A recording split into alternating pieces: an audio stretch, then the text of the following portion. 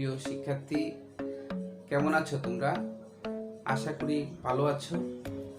আমি আজ তোমাদের মাঝে নবম ও দশম শ্রেণীর শিক্ষার্থীদের জন্য উচ্চতর গণিতের একটি অধ্যায় নিয়ে হাজির হয়েছি। আজ আমি তোমাদেরকে শিখাবো উচ্চতর গণিতের অধ্যায় 13 থেকে, যেটা ঘনজ্যামিতি হিসেবে পরিচিত, সেই অধ্যায় থেকে অধ্যায়ের সূত্রগুলো এবং কিছু গাণিতিক সমস্যা দেখানোর চেষ্টা করব। তো লক্ষ্য করছো, এখানে প্রথমেই একটি আয়তাকার ঘনবস্তুর কথা বলা আছে। দেখো, তোমরা একটি চিত্র দেখতে পাচ্ছ। এই চিত্রটি হচ্ছে একটি আয়তাকার ঘনবস্তুর চিত্র। এর 6টি তল থাকে। এখানে 6টি তল হচ্ছে, এই যে এখানে নিচে একটি তল, এখানে আরেকটি তল, এখানে একটি তল, এখানে একটি তল, তারপরে উপরে একটি তল, নিচে একটি তল, মোট 6টি তল থাকে আয়তাকার ঘনবস্তুর। এর 3টি মাত্রা থাকে, একটি হচ্ছে দৈর্ঘ্য a, একটি হচ্ছে প্রস্থ b, আর একটি হচ্ছে উচ্চতা c। তো একটি আয়তাকার ঘনবস্তুর যদি এইরকম অবস্থা হয় যে একটি আয়তাকার ঘনবস্তুর দৈর্ঘ্য a, প্রস্থ b এবং উচ্চতা c হয়, তাহলে এর কর্ণের দৈর্ঘ্য হবে √a² + b² + c² এবং এর সম্পূর্ণ পৃষ্ঠের ক্ষেত্রফল হবে 2 × ab + bc + ca। এটা হলো সম্পূর্ণ পৃষ্ঠের ক্ষেত্রফল।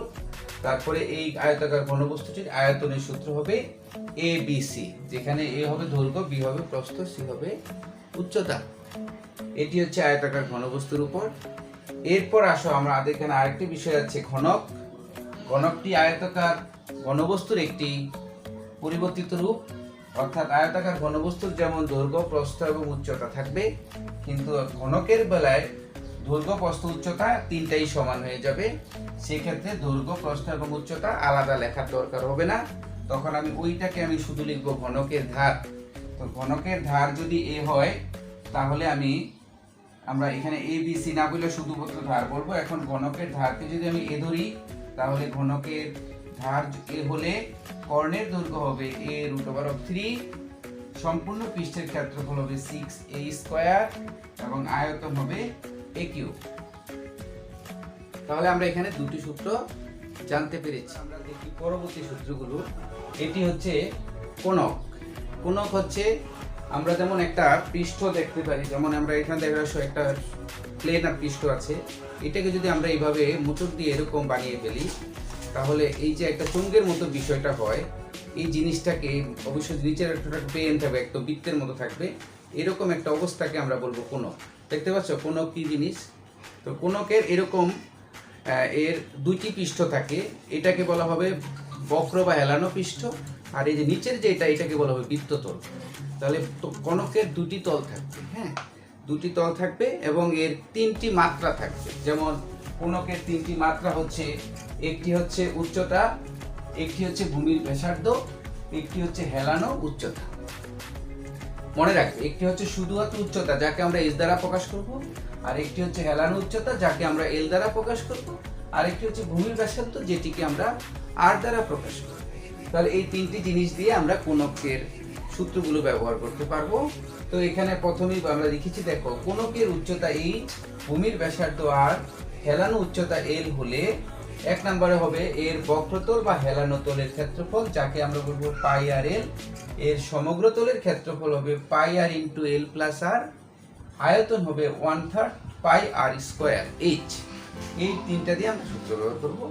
আবার মাঝে মাঝে দেখা যাবে যে উচ্চতা 3টি মাত্রার সবগুলো মাত্রা দেয়া থাকবে না, কখনো h দেওয়া থাকবে, কখনো r দেওয়া থাকবে, l দেওয়া থাকবে না, কখনো l দেওয়া থাকবে, r দেওয়া থাকবে, h দেওয়া থাকবে না। যখন এরকম থাকবে, তখন আমরা এই সূত্রটি ব্যবহার করতে পারবো। এটি অনেকটা পিথাগোরাসের সূত্রটা কি ব্যবহার করেছে, l² = h² + r², কারণ এখানে একটি সমকোণী ত্রিভুজের আকার হয়েছে, যার উচ্চতা h, ভূমির ব্যাসার্ধ r এবং হেলানো উচ্চতা l, মানে অতিভুজ l। তো এইভাবে আমরা এই সম্পর্কগুলো দিয়ে এই কোণকের যতগুলো গাণিতিক সমস্যা আছে আমরা সমাধান করতে পারবো। এবার আসো আমরা পরবর্তী সম্পর্কে যাব। এটি হচ্ছে একটি বেলন বা সিলিন্ডার। এই বেলন বা সিলিন্ডারটাকেও দেখো, আমরা এখানে একটি আয়ত মনে হচ্ছে, তাই না? এটি একটি আয়তক্ষেত্রের মতো লাগছে না? এটি একটি আয়ত। এখন এটাকে যদি আমি এইভাবে ঘুরিয়ে এইভাবে গোল করে ফেলি, দেখো আমি এটাকে গোল করে ফেললাম, হ্যাঁ, তাহলে এটা গোল করার পরে এটা কি আসলো? দেখো, এটি একটি এই দেখো একটা পাইপের মতো হলো, ঠিক আছে, এই যে পাইপের মতো হলো। যদিও এটা ভরাটও থাকতে পারে, আবার এরকম ফাঁকাও থাকতে পারে। হ্যাঁ, তো যদি এই মাঝখানটা ফাঁকা থাকে তাহলে এটাকে ফাঁপা বেলুন বলে, আর যদি এটা ভরাট থাকে এটা নিরেট বেলুন বলা হয়। তাহলে বেলুনটা তাহলে কি দিয়ে হলো, একটি আয়তক্ষেত্র থেকেই বেলুন তৈরি করা যায়। তো এই বেলুনের বা সিলিন্ডারের এই পুরাটাকে বলা হবে উচ্চতা, আর যে বৃত্তাকার অংশ আছে সেই বৃত্তাকার অংশটার যে ব্যাসার্ধ সেটাকে বলা হবে ভূমির ব্যাসার্ধ। তো বেলুনের দুটি পার্ট, দুটি মাত্রা, একটি হচ্ছে উচ্চতা আর একটি হচ্ছে ভূমির ব্যাসার্ধ। এই দুটো জিনিস যদি থাকে, আর এই যে পৃষ্ঠটা তুমি দেখতে পাচ্ছ এই যে মোচড়ানো, এটাকে বলা হয় বক্রতল বা হেলানো তল, এটাকে বক্রতল বলে। আর সমগ্রতল বলতে বক্রতল তো নেবই, তার সাথে দুটি, এই পাশে একটি বৃত্ত আছে, এখানে একটি বৃত্ত আছে, তাহলে দুটি বৃত্ততল আর একটি বক্রতল সম্পূর্ণটা মিলে সমগ্রতল হবে। তাহলে আমাদের বেলুনের যদি আমি উচ্চতা h ধরি, ভূমির ব্যাসার্ধ r ধরি, তাহলে বেলুনের 1 নম্বর সূত্র হচ্ছে বেলুনের বক্রতলের বা হেলানো তলের ক্ষেত্রফল হবে 2 পাই RH, বেলুনের সমগ্রতলের ক্ষেত্রফল হবে 2 পাই r into r plus h, এবং আয়তন হবে পাই r স্কয়ার h। এই হলো আমাদের বেলুনের ব্যাপারটা। এবার আসো আমরা গোলক নিয়ে আলোচনা করব। গোলক হচ্ছে, দেখো তোমরা এখানে আমি তোমাদের একটা দেখাচ্ছি, এটা একটা টেনিস বল দেখতে পাচ্ছ, এই বলটি দিয়ে ক্রিকেট খেলা হয়। তো এই বলটার আকারটা দেখতে পাচ্ছ, এটা কেমন জিনিস, এটা একটা গোল এবং এটা ভরাট এবং এটা ভিতরটা সম্পূর্ণ পরিপূর্ণ, এই জন্য এটাকে বলা হবে একটি গোলক। তাহলে গোলক অনেকটা বৃত্তের মতো, তো এটা একদম পুরাটা ভরাট থাকবে, এইরকম জিনিসকে আমরা কি বলবো, গোলক বলবো। দেখো আমি এখানে একটা গোলকের চিত্র এঁকেছি। তো এই গোলকের শুধুমাত্র একটি ব্যাসার্ধ জানতে হবে, যে গোলকটি যে বৃত্তাকার একটা অংশ তার ব্যাসার্ধকে বলা হবে গোলকের ব্যাসার্ধ। এখন গোলকের ব্যাসার্ধকে যদি আমি r ধরি, তাহলে গোলকের পৃষ্ঠতলের ক্ষেত্রফল হবে 4 পাই r স্কয়ার এবং আয়তন হবে 4/3 পাই r কিউব। আমরা এই দুটো সূত্র ব্যবহার করেই গোলকের জ্যামিতিক সমস্যাগুলো সমাধান করতে পারবো। আর এই অধ্যায়ে আরো কিছু সূত্র রয়েছে যেগুলো আমরা এমসিকিউর জন্য লাগবো, সেটি আমরা পরে আলোচনা করব। এখন যেহেতু আমাদের মূলত এই 5টি সূত্রকে নিয়েই আমাদের এই অধ্যায়ের গাণিতিক সমস্যাগুলো তৈরি হয়েছে, সো আমরা সূত্রগুলো আলোচনা করেছি, এবার আমরা গাণিতিক সমস্যাগুলো নিয়ে আমাদের সূত্রগুলো বোঝানো হয়েছে, এবার আমরা গাণিতিক সমস্যা শুরু করতে যাচ্ছি।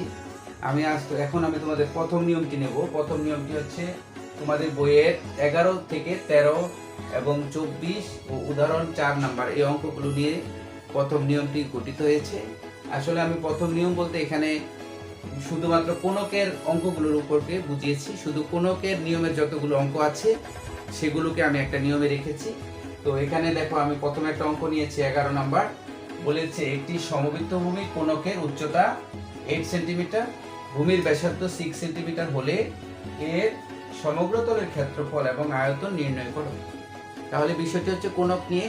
তো আমরা দেখো এখানে পাশে আমি একটি চিত্র এঁকে রেখেছি, একটি কোণকের চিত্র, যে কোণকের উচ্চতা দেওয়া আছে 8 সেন্টিমিটার, ভূমির ব্যাসার্ধ দেওয়া আছে 6 সেন্টিমিটার। এবার আমরা তাইলে লিখে নিই। তাহলে প্রথমে লিখব দেয়া আছে কোণকের উচ্চতা। কোণকের উচ্চতাকে আমরা কি দ্বারা প্রকাশ করি, h দ্বারা, h সমান 8 সেন্টিমিটার। তারপরে কোণকের ভূমির ব্যাসার্ধ দেয়া আছে, ভূমির ব্যাসার্ধকে আমরা r দ্বারা প্রকাশ করি।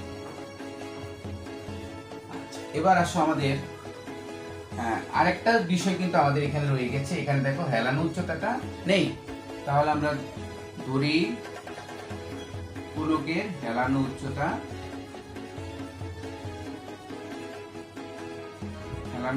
সমান l। তো যেহেতু আমাদের সমগ্রতলের ক্ষেত্রফলের সূত্রে আমাদের হেলানো উচ্চতা লাগবে, সেই কারণে আমরা লিখে দিতে পারি, সুতরাং আমরা লিখতে পারি l স্কয়ার সমান h square plus r square.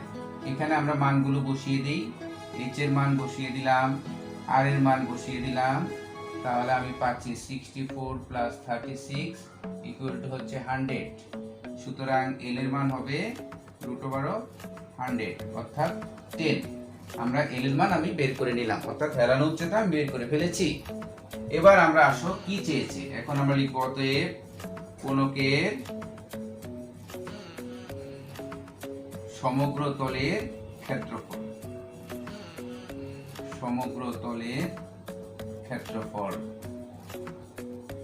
সমগ্র তলের ক্ষেত্রফল হচ্ছে পাই আর ব্র্যাকেটের মধ্যে হবে এল প্লাস আর। তো আমরা এখানে মানগুলো বসিয়ে দিলাম, পাই এর মান, আর এর মান এবং এল প্লাস আর এর মান বসানোর পরে এটার মান আসবে 301.6 বর্গ সেন্টিমিটার। বর্গ সেন্টিমিটার। তাহলে আমি পেয়ে গেলাম সমগ্র তলের ক্ষেত্রফল। এবার আসো আমরা আয়তন বের করব। কোনকের আয়তন। আয়তনের সূত্র হবে 1/3 পাই আর স্কয়ার এইচ। সেখানে আমি মান বসিয়ে দেব, ইনটু পাই এর মান বসাবো, আর এর মান বসাবো, এইচ এর মান বসাবো। এটা হবে ঘন সেন্টিমিটার। মনে রাখতে হবে যে ক্ষেত্রফলের বেলায় একক হবে বর্গ, আর আয়তনের বেলায় একক হবে ঘন। আর যদি প্রশ্নে সেন্টিমিটার থাকে সেন্টিমিটার, মিটার থাকলে মিটার, এভাবে বসিয়ে দেব। তাহলে এটার অ্যান্সারও একই আসবে। এটার অ্যান্সারও আসবে 3.3106 ঘন সেন্টিমিটার। তো শিক্ষার্থীরা, আশা করি বুঝতে পেরেছো।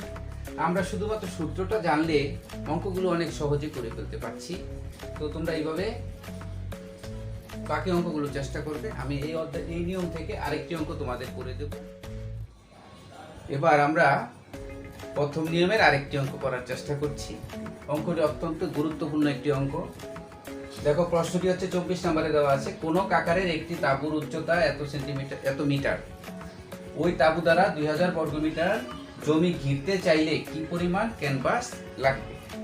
অর্থাৎ এখানে বিষয়টা হচ্ছে এই যে এরকম একটি কোন আকারের তাঁবুর কথা বলেছে। ওই তাঁবুর উচ্চতাটা এখানে দেওয়া আছে 7.5 মিটার। এখন বলেছে ওই তাঁবু দ্বারা একটি জমিকে ঘিরে ফেলেছে। জমি বলতে যে ভূমিটা, এই জমিটাকে ঘিরে ফেলেছে। অর্থাৎ এই ভূমির ক্ষেত্রফলটা তোমার এখানে দিয়ে দিয়েছে 2000 বর্গমিটার। সেখান থেকে বলেছে যে কি পরিমাণ ক্যানভাস লাগবে। ক্যানভাস মানে আমার যে এই তাঁবুটা যতটুকু জমিটাকে ঘিরেছে সেই জমিটার ক্ষেত্রফল, মানে বক্রতলের ক্ষেত্রফলটা আমাকে বের করতে হবে। তো আসো আমরা শুরু করি। তাহলে প্রথমে আমরা লিখি, এখানে দেয়া আছে তাঁবুর উচ্চতা। তাঁবুর উচ্চতা আমরা এইচ ধরবো 7.5 মিটার। ধরি ভূমির ব্যাসার্ধ। ভূমির ব্যাসার্ধ সমান আর হেলানো উচ্চতা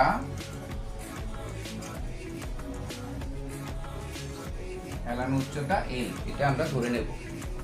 তো এখন যেহেতু এখানে জমির ক্ষেত্রফল দিয়ে দিয়েছে, তাহলে আমরা লিখতে পারবো সুতরাং জমির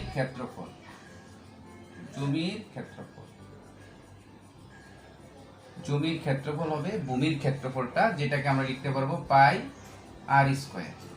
তো প্রশ্ন মতে এই পাই আর স্কয়ার এই মানটাই হবে 2000 এর সমান, বা আর স্কয়ার সমান 2000 ভাগ পাই। পাই এর মান হলো 2000 ডিভাইডেড বাই 3.1416। আর স্কয়ারের মান পেলাম। সেখান থেকে আমি তো আর স্কয়ার সমান আমি কি পাবো, আর সমান পাবো বর্গমূল মানটা বসিয়ে দেব।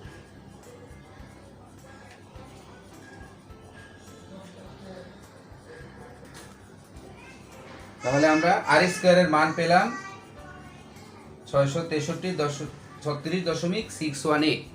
এরপর এটাকে অতএব আর সমান রুট করে দেব। রুট করে এটার অ্যান্সার আসবে 25.23। তাহলে আমি ভূমির ব্যাসার্ধটা পেয়ে গেলাম। এবার আমাকে বের করতে হবে যে কি পরিমাণ ক্যানভাস লাগবে। এখন লিখবো আবার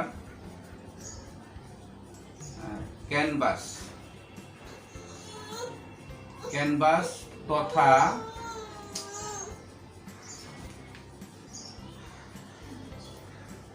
ক্যানভাস তথা হেলানো তলের ক্ষেত্রফল। হ্যাঁ, হেলানো তলের ক্ষেত্রফল আমাকে বের করতে হবে। এটার সূত্র হচ্ছে পাই আর এল। তো সেখানে আমি মানটা বসাবো, যেহেতু আমার এখানে এল এর মানটা নাই, সেই কারণে আমি একটা কাজ করে দেব, পাই আর এল এর পরিবর্তে আমি লিখে দেব √h² প্লাস আর স্কোয়ার। এবার মান বসাবো 3.1416 ইন্টু আর এর মান হচ্ছে 25.23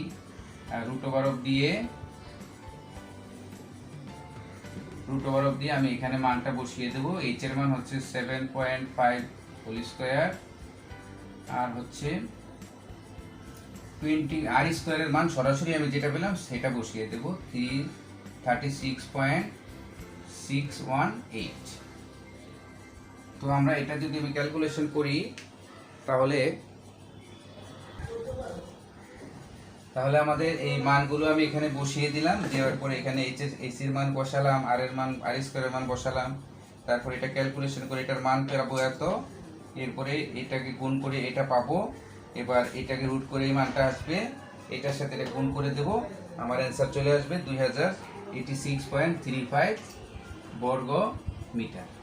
তাহলে এটাই হলো আমার সেই ক্যানভাসের পরিমাণ, অর্থাৎ আমাকে এই পরিমাণ ক্যানভাস লাগবে পুরো জমিটাকে ঘেরার জন্য। তাহলে এটাই হলো অ্যান্সার। অঙ্কটি খুবই গুরুত্বপূর্ণ, এটা বিভিন্ন মান দিয়ে আসবে। তোমরা এই অঙ্কগুলো করবে এবং বাকি অঙ্কগুলো